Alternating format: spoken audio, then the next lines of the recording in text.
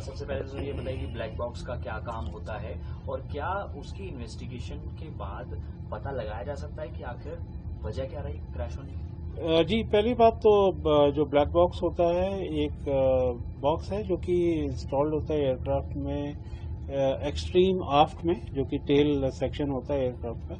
वहाँ पे इसलिए उसको इंस्टॉल किया जाता है ताकि अगर एयरक्राफ्ट क्रैश हो तो वो लीस्ट डैमेज लोकेशन होगी, और वो इतना स्ट्रांग बनाया जाता है कि वो it can withstand N explosion also.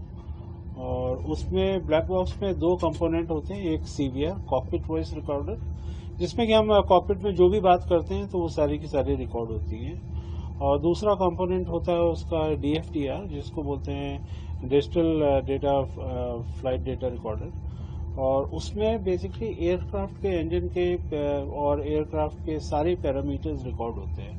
उसमें अगर इंजन के कोई पैरामीटर्स हैं, फ्यूल के हैं, सिस्टम्स के हैं, वो सारे पैरामीटर्स रिकॉर्ड होंगे।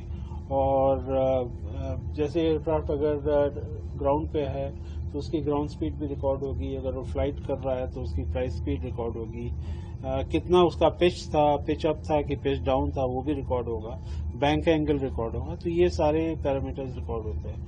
पर हालांकि इस केस के अंदर ब्लैक बॉक्स रिकवर हो गए हैं, पर हम उससे वो कोई जादुई वो ब्लैक एंड व्हाइट में नहीं बोल सकता कि ये गलती थी, क्योंकि उससे पहले डेटा डिराइव किया जाएगा, उसका एनालिसिस होगा।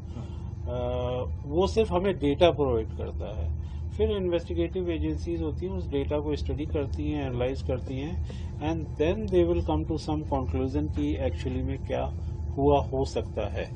तो काफी लोग सोचते हैं कि ब्लैक बॉक्स सब कुछ बता देगा, ऐसा नहीं है। वो हमें सिर्फ डेटा प्रोवाइड करता है, डेटा ये सारी जांच एजेंसियां उसको एनालाइज करती हैं, फिर रिजल्ट पे आती है।